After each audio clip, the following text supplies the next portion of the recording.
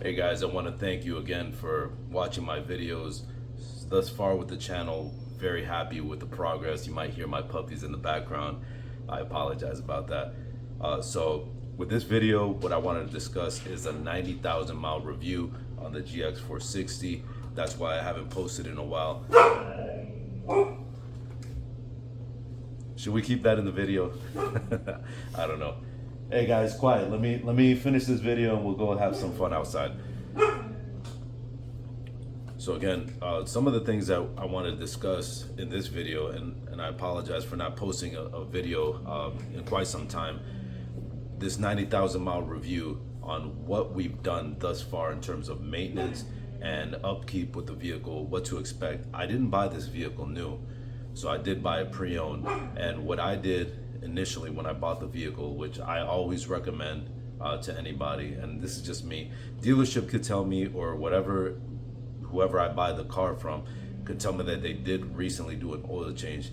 I just go ahead and knock that out of the way. So I have a list of things that I've done here. I have I have some paperwork here, and I'm gonna share with you some of the things that I did to my GX460. Well, first and foremost, as I mentioned, I did do an oil change. Oil change was $89.98 or something along that vicinity, and I went ahead and did that right from the get-go. So we did that.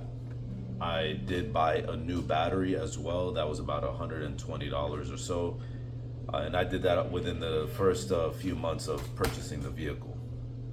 So afterwards, what did I do? They did give me a list of recommendations in terms of what to get. They recommended I get 2 tires, a battery, which I did get the battery, but not from them. I ended up getting a Walmart battery. You know, my brother, he got a Lexus battery for his. Happy for him. I just paid much less for the battery that I have in mind. So right off the get-go, we have that. We have the oil change, $90. We have a $120 battery. I went ahead and also changed the cabin filter. Seemed like it wasn't changed in quite some time. I recommend you do that as well on a regular basis. I believe it's recommended every 10,000 miles. Don't take my word for it. We're just doing this as a single cut video. We're gonna talk about this, my GX, and the experience that I've had thus far. So we went ahead and did that as well. The engine filter, I changed that. I did put a K&N filter, lifetime replacement one. So it does use that oil. Some people aren't a fan of it, but in all the time that I've used that particular style of filter, I've never had an issue. Toyota even includes that style of filter on their new TRD Pros with the oil, similar to K&N. It may be manufactured by a K&N, they just don't put the name on it. It's branded by Toyota, but I do believe they use the oil as well. So if Toyota's okay with putting that from the factory, I'm okay with replacing mine with that. And again, I've never had an issue. Your mileage might vary. Maybe you've had a bad experience. Maybe it wasn't lubricated correctly. Whatever the case may be, that's the style that I put. And same thing with my air filter, the cabin air filter. I simply clean it and I could reuse it. So it was about $20 or $25 or so. So there we have $25 for the air filter. We have $50 cabin filter. We have an oil change, a battery. What else did I go ahead and do with my GX460?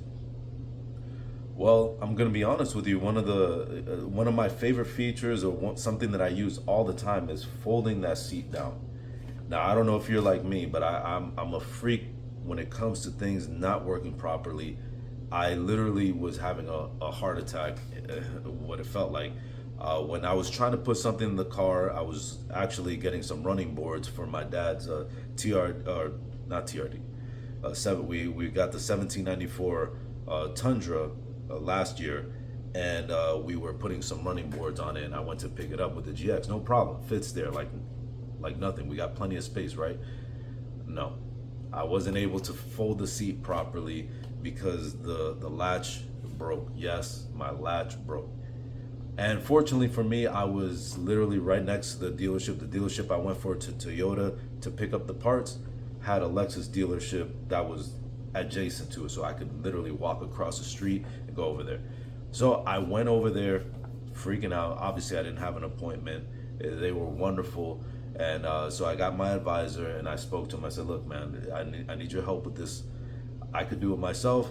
I don't have the I don't have nothing on me right now to fix it. I just want this fixed. The seat does not fold all the way down, and I need it to function. I love every feature of my truck functioning properly. So he went ahead and took it to the back of the shop, no problem, and then went ahead and fixed it for me. And you would probably think it costs a lot of money, and well, initially it was going to. We were talking, me and the advisor, really good guy. He's been doing it for many years. Highly recommend him. If you want to know who he was, what dealership I went to, you could reach out to me, and we could have a discussion about that.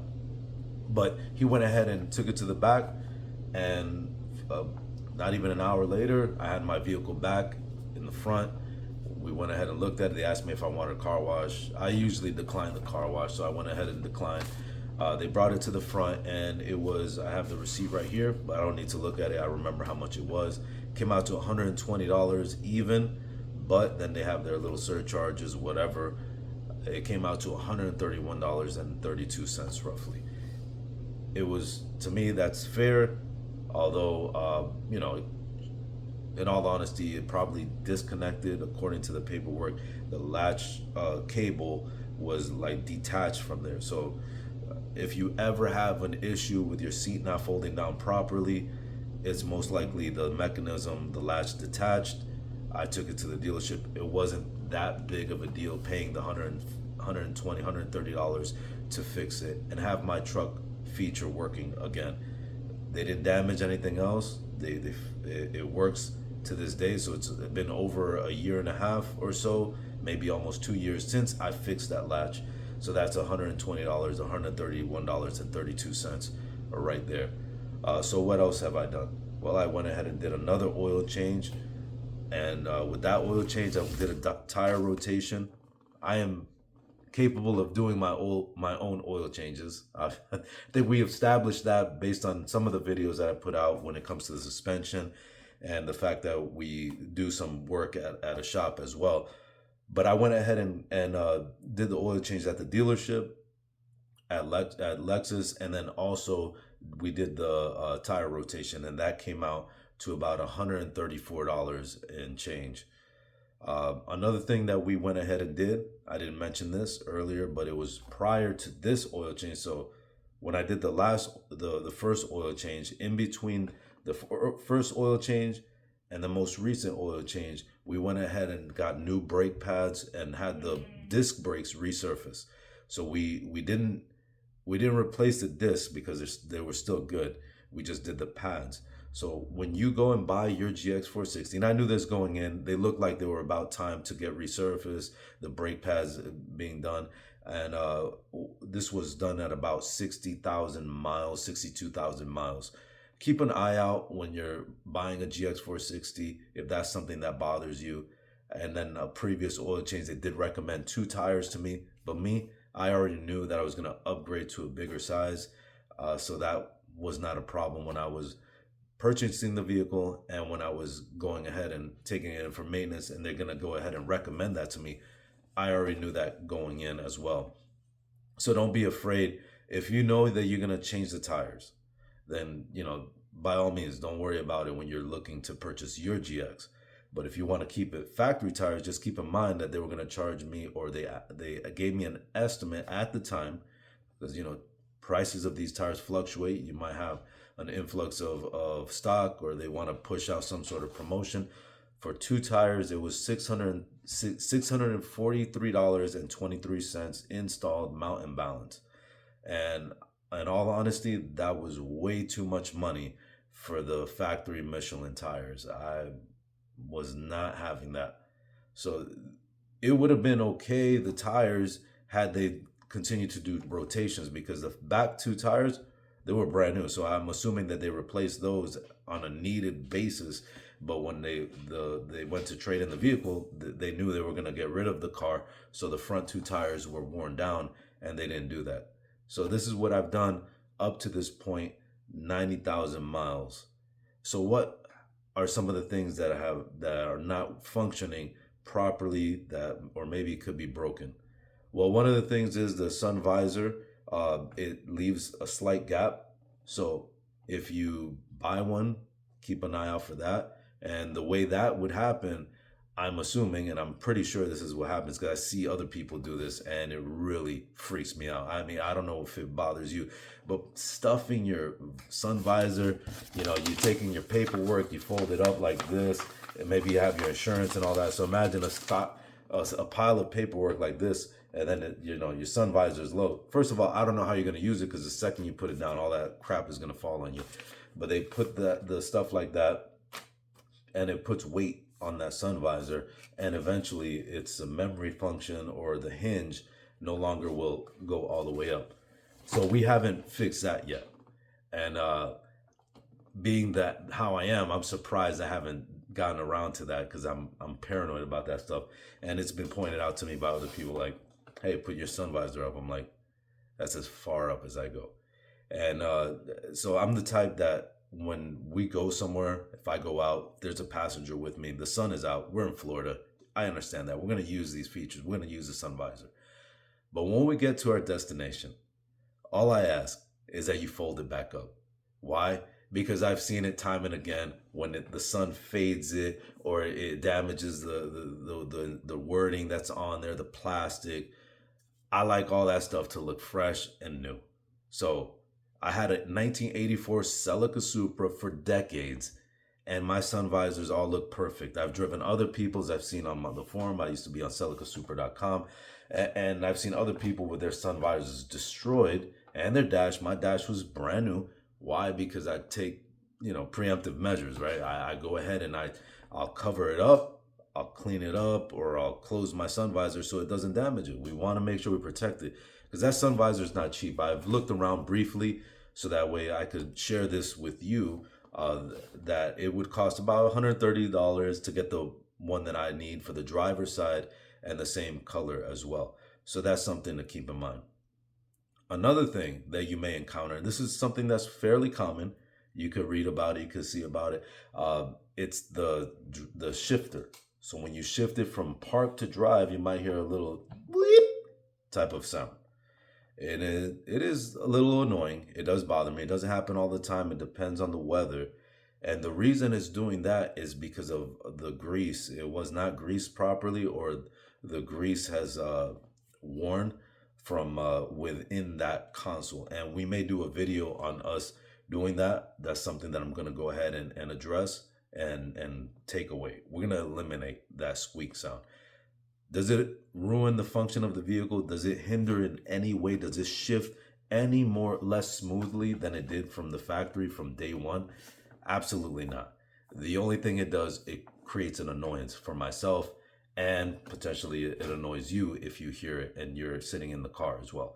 There was a similar issue when it came to the clutch as well in the 2019 TRD off-road that I had. It was a manual transmission. And it was also due to a lack of grease there. Some of the guys on the forums and stuff were not, they didn't know where to put the grease. I found where to put that grease. You better believe I found the location. So I went ahead and I got my lithium grease. I got some white lithium grease. I put it in there. Sound went away. My brother had a later model TRD Pro Tacoma, also a manual transmission in voodoo blue with a snorkel, everything fully decked out. Oh, desert air intake, I'm sorry. And he didn't have the issue at first. I'm assuming they put more lubrication than they put in mine.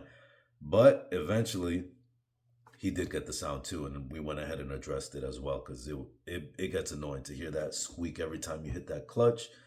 And here in Florida, when you get that in that traffic, you're definitely going to be hearing that squeak a lot, and I'm not going to have it. I'm sorry.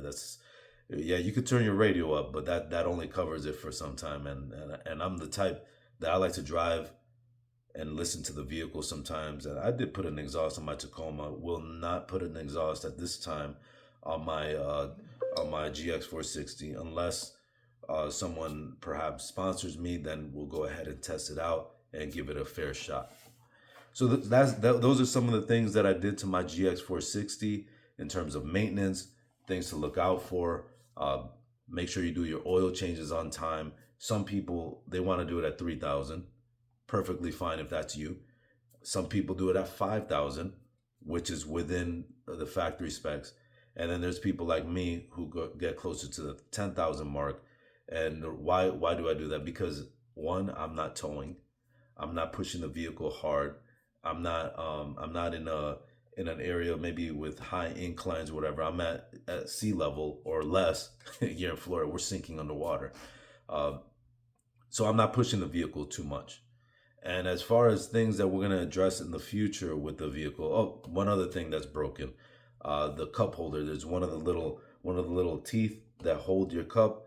One of those popped off, and I'm assuming that's because people putting their big cups. So watch out with your Stanley cups or your Stanley cups, the replicas, and be careful putting your drinks in there. It can start to damage that tooth, and that's something that's not very common. I've driven so many GXs, and I have not seen that as a common issue. So I'm assuming that that's something that's with mine in particular. We're gonna go ahead and see if we fix that as well eventually down the line. Does it bother me? That it bothers me a little when I look at it and I see that that's out of place. But does it ruin the function of the vehicle? Again, it does not. It was a pre-owned vehicle. Had it been new from day one, I'm pretty sure that wouldn't have broke if it was mine from the get-go. So I thank you guys again for watching my video. I'm gonna go ahead and upload this video. It's simply car reviews. We're just talking here, having a good time. I appreciate all the support that you've given me. We're gonna go ahead and announce something special that's gonna go on. I am being sponsored, my first sponsor. I'm very excited about it. And we'll put out a future video. Once the product gets in, we're gonna go ahead and install it. We're gonna talk about it. We're gonna give it a fair shot, see how it functions, what improvements it gives to the vehicle. Is it worth it to us? And I will be very transparent as I try to be in terms of the compensation or what the stipulation is for us to put this video out. Again, I thank you guys for watching the video. If you like the video, please hit like, subscribe, let's comment. I love to get feedback from you guys. Thus far, I hope that I'm able to talk to you guys in a timely fashion. Very busy, got a lot of jobs to do, running several projects at the same time. And again, my brother, he's a very busy guy too, but we're trying to collaborate and get things going. We got future projects down the pipeline. I'll go ahead and share some of it. And maybe you guys could give me feedback. Which project do you guys want to see done first? So we have an EG hatch K-swap that we have on the driveway at the house. We have one in the garage. We have a 1995 Miata M Edition that we're working on. I'm not going to tell you all the vehicles.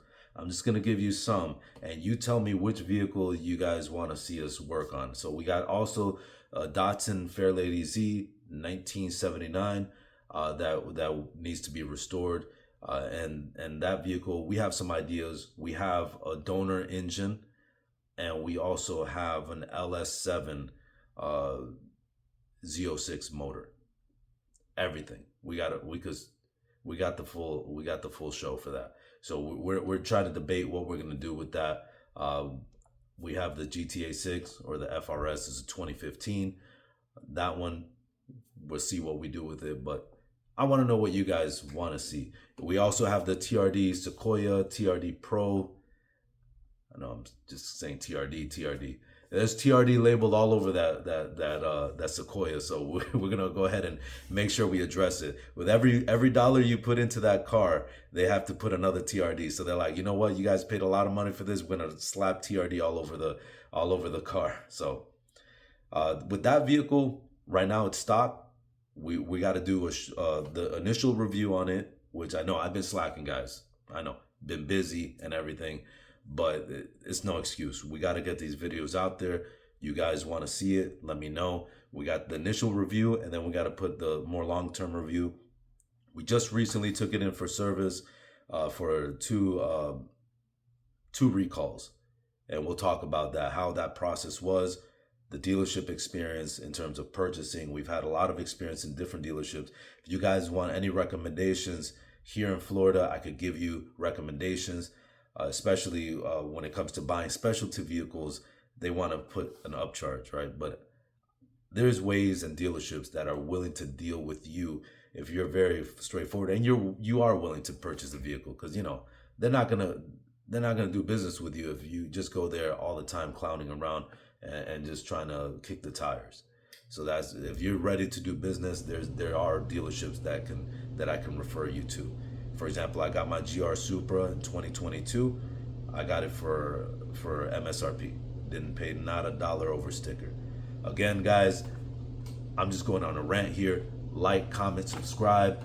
Thank you again for watching the channel, Simply Car Reviews. I'm so excited to continue this and to have new ventures, have the support of you guys, the support of potential people trying to give us some sponsorships, and we're just having a good time doing these videos. I thank you. I'm just sitting here at home, and next time, hopefully I'll go down to the truck. We'll do some videos like that, but I got out of the gym, came here, I just decided to talk to you guys, all right? So you guys take care. Have a nice day.